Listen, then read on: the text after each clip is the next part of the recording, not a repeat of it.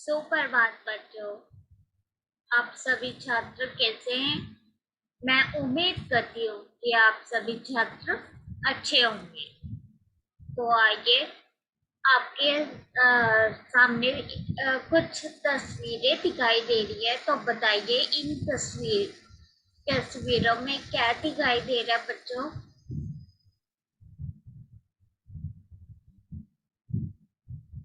आप सोच रहे होंगे कि पहली तस्वीर चिड़िया की है। आपने सही बताया छात्रों। और अब दूसरी तस्वीर आप सोच रहे होंगे ये भी चिड़िया की है। और तीसरी तस्वीर एक अ, दो भाई बहनों की है जिनके छत पे चिड़िया ने अंडे दिए हैं। तो हम इसी से संबंधित पाठ का वाचन करेंगे जिसका नाम है नादान दोस्त, जो कि आपकी कक्षा 6 का तीसरा भाग है। बसंत। ये पाठ आपकी पाठ्य पुस्तक बसंत में संकलित पाठ है। तो हमने पिछले कक्षा में पढ़ी ये देखिए नादान दोस्त के बारे में कुछ गद्यांश पढ़ लिए थे। तो बताइए, इस पर आधारित आपके सामने एक प्रश्न है। चिड़िया ने अंडे कहाँ दिए थे? छत पर, कॉर्निस पर, पेड़ पर, खिड़की पर।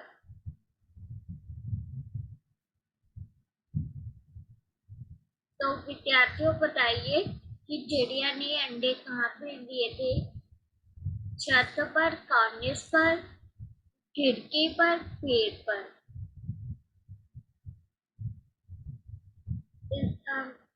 मैं आशा करती हूँ कि आपने सही उत्तर बता दिया होगा। इसका सही उत्तर है कि चिड़िया ने अंडे कॉर्निस पे दिए थे। ठीक है विद्यार्थियों।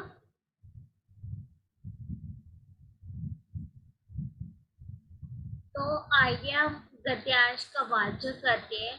गर्मी के दिन थे। बाबूजी दफ्तर गए हुए थे। अम्मा अम्मा दोनों बच्चों को कमरे में सुला कर खुद सो गई थी। लेकिन बच्चों की आंखों में आज नींद कहाँ। अम्मा जी को बहलाने के लिए दोनों बच्चों ने दम रोक के आंखें बंद किए मौके का इंतजार कर रहे थे। जो ही मालूम हुआ कि अम्मा जी अच्छी तरह से सो गई हैं, तो दोनों चुपके से उठे और बहुत धीरे से दरवाजे की सिटकनी खोलकर बाहर निकल आए। अंडों की हिफाजत की तैयारियां होने लगी। केशव कमरे से एक स्टूल उठा लाया, लेकिन जब उसे काम ना चला तो नहाने की चौकी लाकर स्टूल के नीचे रखी और डरते डरते स्टूल पर चढ़ा। श्यामा दोनों हाथों से स्टूल पकड़े हुए थी। स्टूल चारों टांगों बराबर न होने के कारण जिस तरफ ज्यादा दबाव आता था, जरा सा हिल जाता था। उस वक्त केशव को इतनी तकलीफ उठानी पड़ती थी, वह उसी का दिल जानता था। दोनों हाथों से कॉर्निस पकड़ लेता और श्यामा को तभी आवाज में डांटा अच्छी तरह पकड़। तो विद्यार्थियों आप इसको पाठन कीजिए।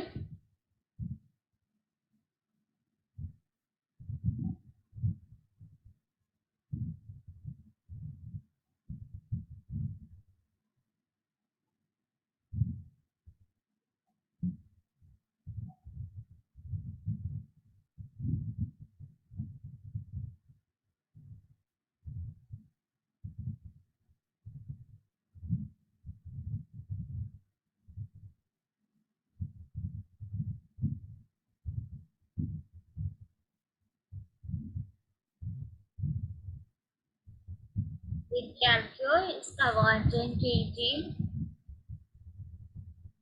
हाँ, मैं उम्मीद करती हूँ कि आपने वाचन अच्छा किया। तो विद्यार्थियों इसके कठिन शब्दों को रेखांकित कीजिए।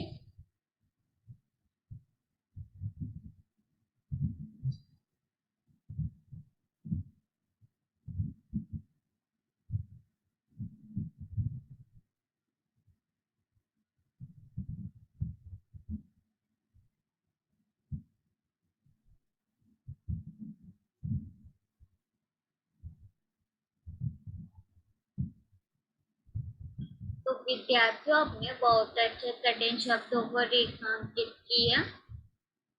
तो मुझे बताइए, हिफाजत का हिफाजत, तकलीफ, चालाक, इनके अर्थ बताइए विद्यार्थियों। हिफाजत, तकलीफ, चालाक। हिफाजत का अर्थ होता है रक्षा। तकलीफ का अर्थ होता है कष्ट। चालाक मतलब चतुर। तो विद्यार्थियों अब आपको कठिन शब्दों के अर्थ पता चल गए हैं, तो अब व्याख्या कीजिए।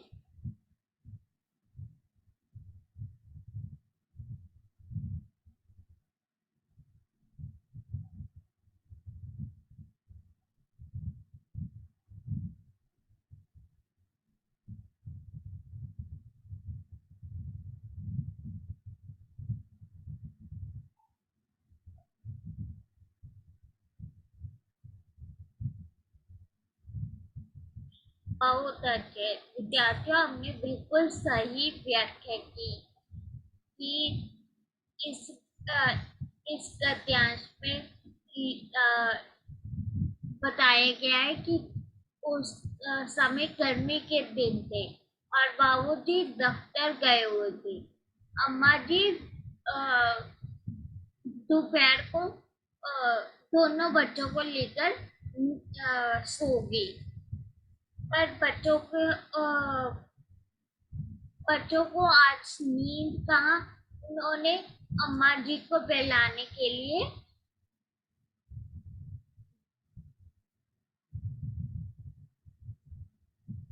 दम रोके, आंखें आंखों मीच ली।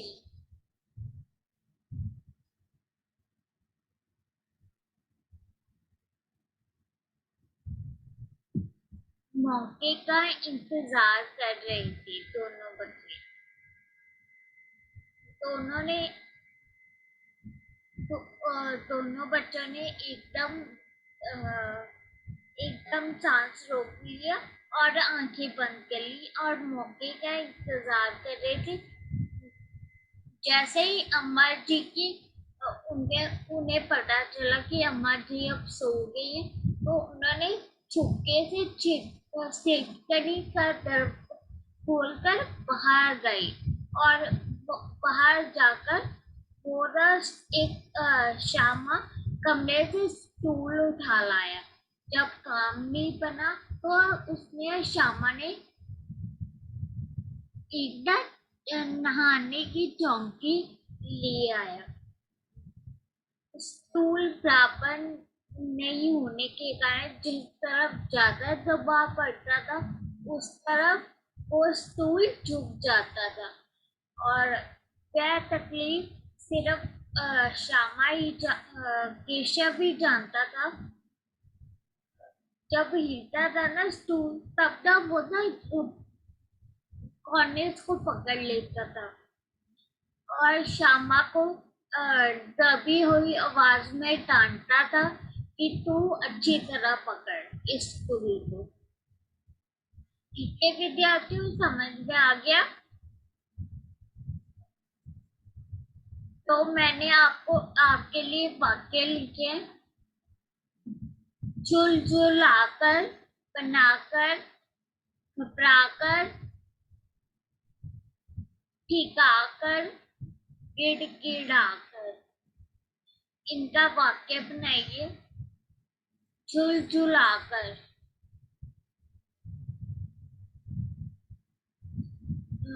जिस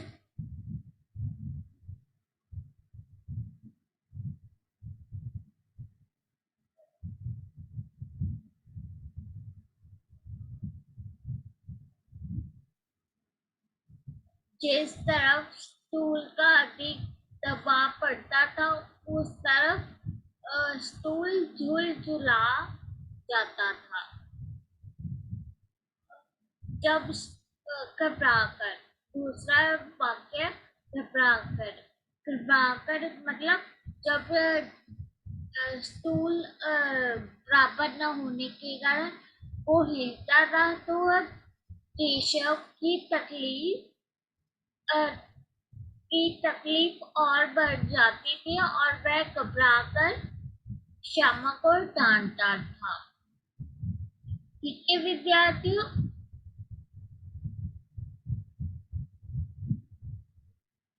यहाँ किस मौसम की बात की गई है, हो रही है?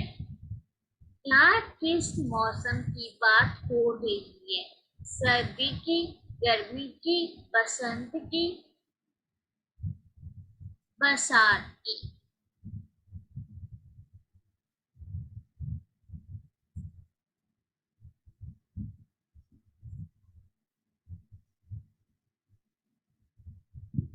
यहाँ गर्मी की बात हो रही है। ठीक है विद्यार्थियों, गर्मी की, नागे सर्दी की।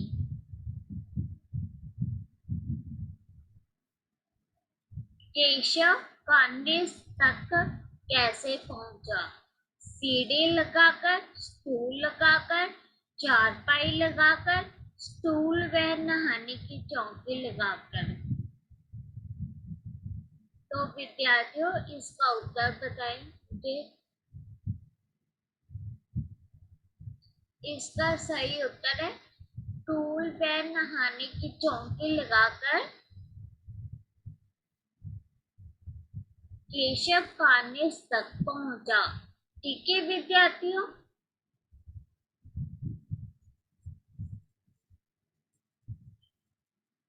तो हम अगले गद्यांश का वाचन करते हैं। वरना ऊपर उतर कर बहुत मारूंगा। मगर बेचारे श्यामा का दिल तो ऊपर कार्निस पर था।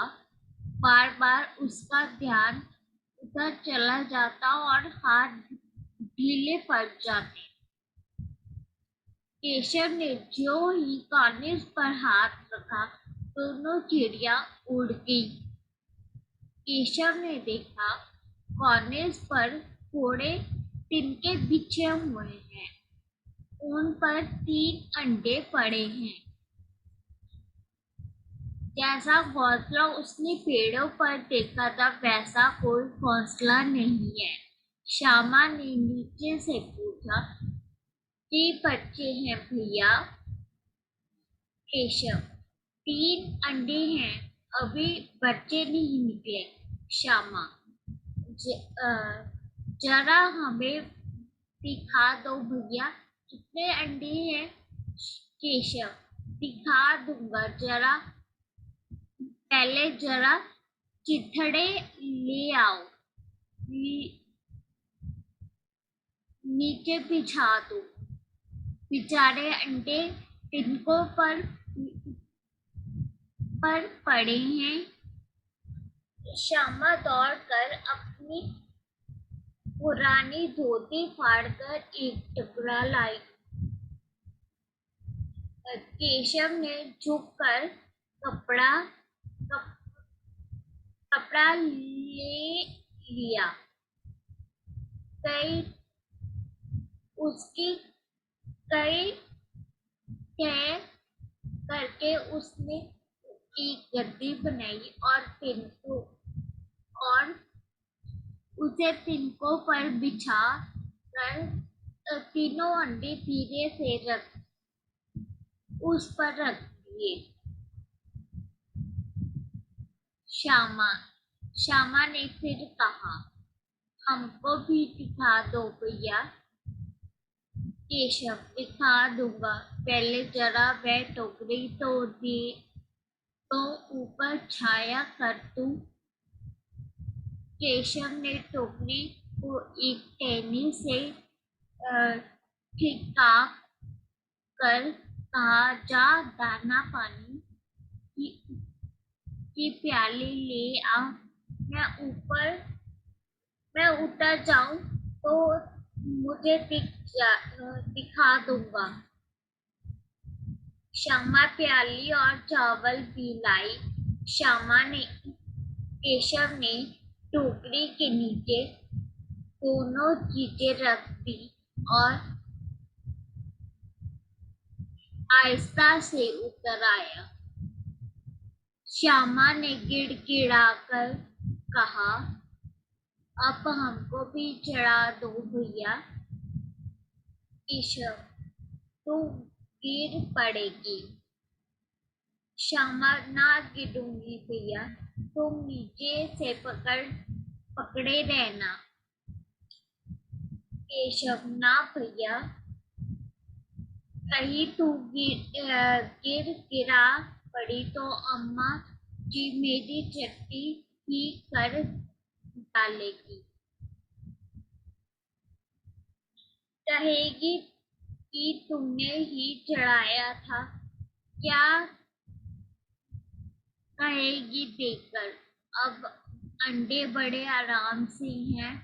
जब बच्चे निकलेंगे तो उसको पालेंगे।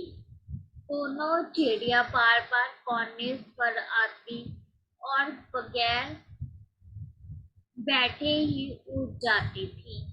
केशव ने सोचा, हम लोगों के डर से नहीं बैठती। स्टूल उठाकर कमरे में रख आया, क्योंकि जहाँ की थी वहाँ रखा। तो विद्यार्थियों, आप इसका वाचन कीजिए।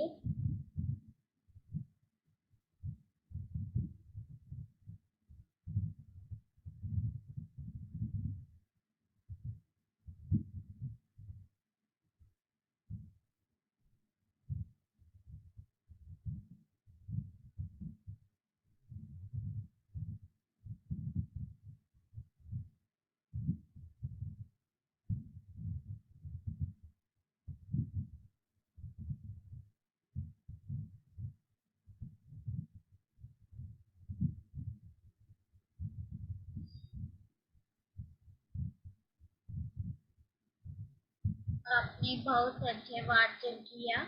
तो मैं अब उम्मीद करती हूँ कि आप कठिन शब्दों को रेखांकित कीजिए।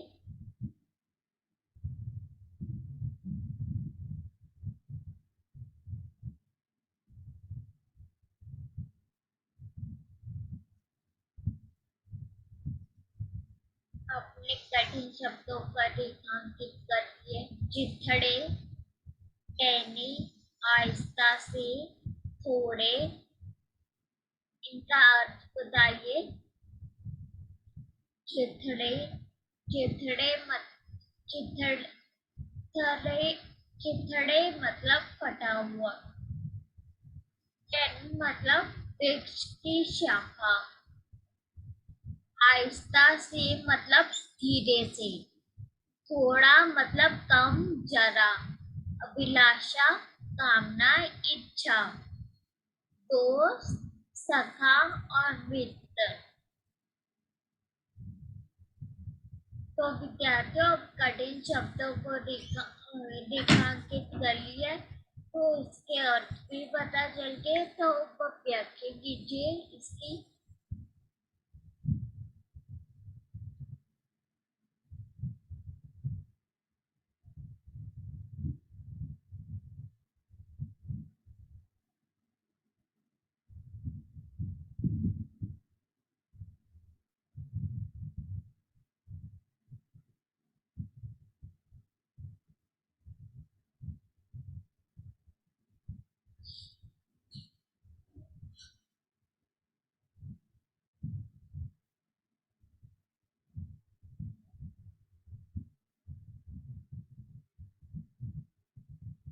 आपने सही व्याख्या की।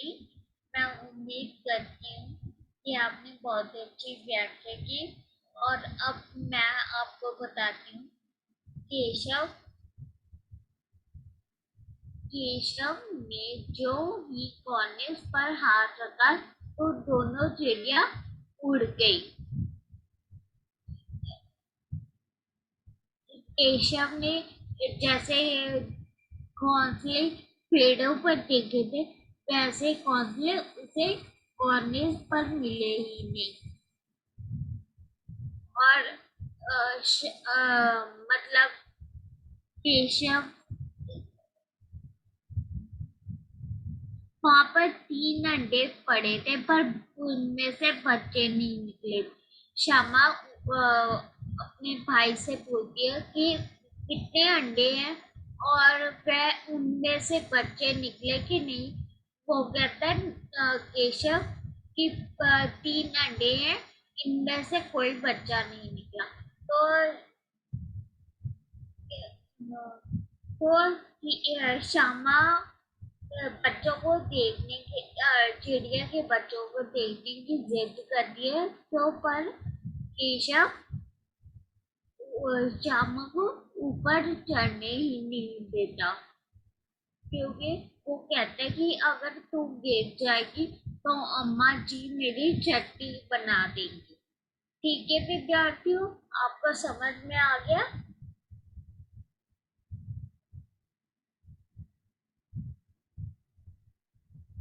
तो मैंने आपके लिए एक प्रश्न लिखा है, तो बताइए।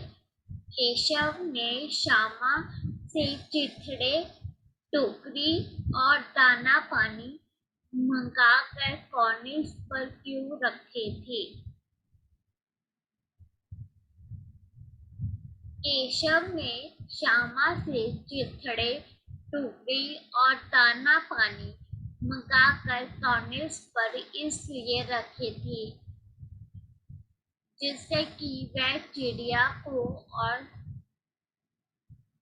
तथा अंडों को और ज्यादा आराम से रख सके और दोनों की हिफाजत कर सके। इसलिए केशव ने चिथड़े, टोकरी और दाना पानी कॉर्निस पर रखे थे। तो आपके लिए एक प्रश्न है, चिड़िया का दाना किस लिए चाहिए था?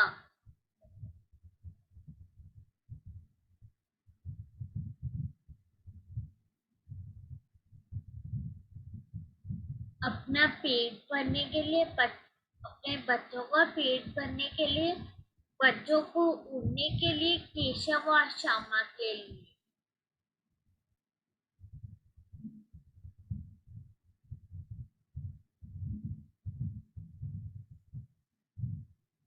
इसका उत्तर है अपने बच्चों का पेट भरने के लिए चिड़िया को दाना पानी चाहिए था। ठीक है विद्यार्थियों।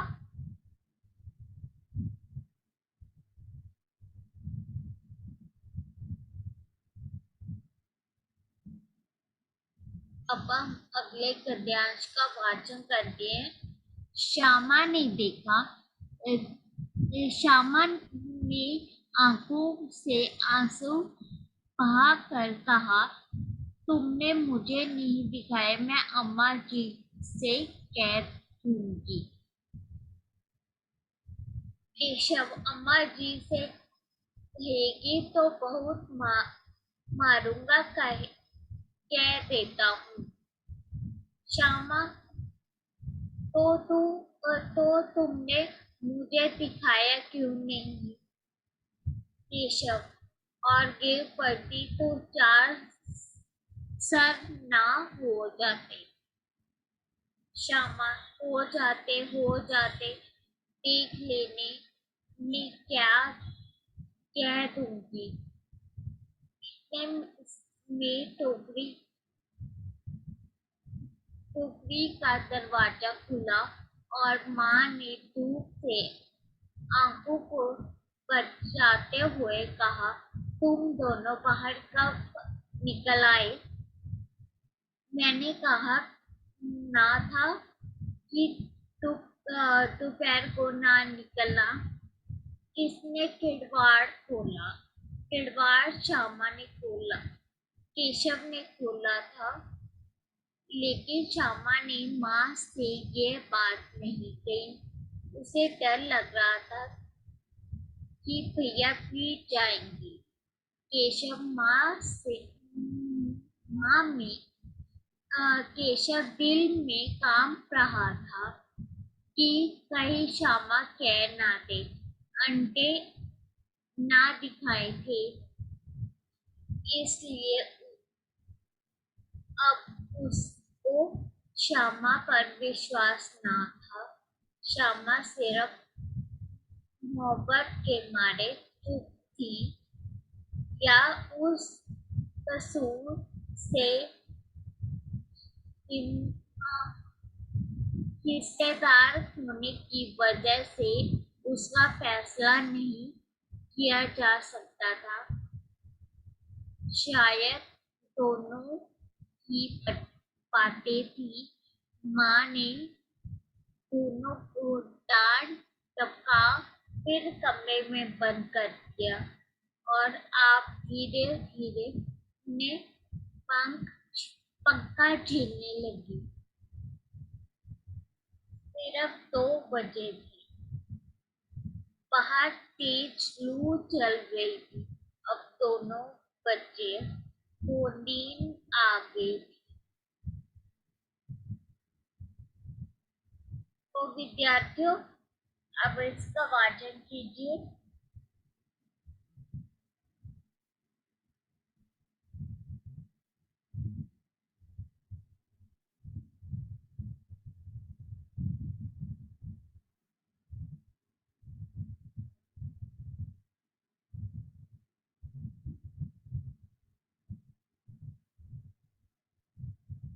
मैं उम्मीद करती हूँ कि आपने वाचन कर लिया होगा। तो विद्यार्थियों, इसके कठिन शब्दों को रेखांकित कीजिए। कसूर, लू, हिस्सेदार। कसूर का मतलब दोष, हिस्सेदार सहभागी, लू मतलब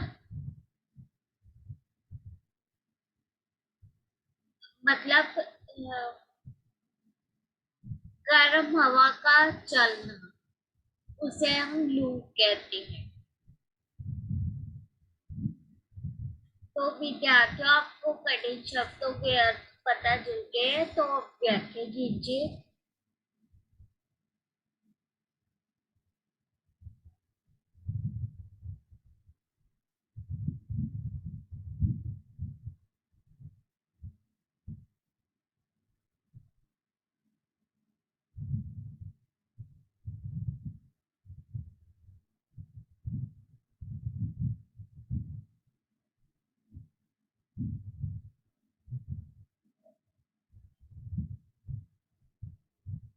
विद्यार्थियों, मैं बताती हूँ कि इसमें क्या काव्य है। इसमें मतलब ये इसमें केशव, श्यामा और माँ की वार्तालाप को बताया गया। केशव और श्यामा धीरे से दरवाजा खोलकर बाहर आ बच्चों चिड़िया के बच्चों को देखने के लिए बाहर आ गए थे। पर जब माँ उठती है तब माँ पूछती है कि किड़वाड़ किसने खोला था। लेकिन श्यामा ने यह बात नहीं की कही कि किड़वाड़ केशव ने खोला था, क्योंकि उसे उसे भी चिड़िया के अंडों को देखने के लिए उत्सुकता थी। ठीक है विद्यार्थियों,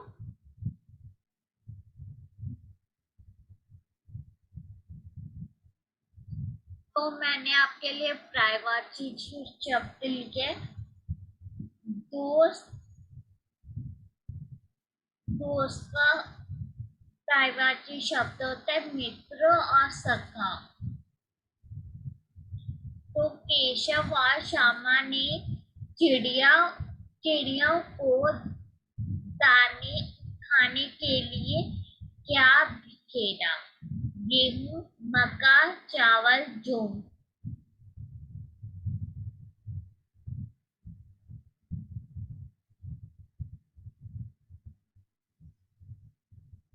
केशव और श्यामा ने चिड़िया को खाने के लिए चावल बिखेरे। ये विद्यार्थियों,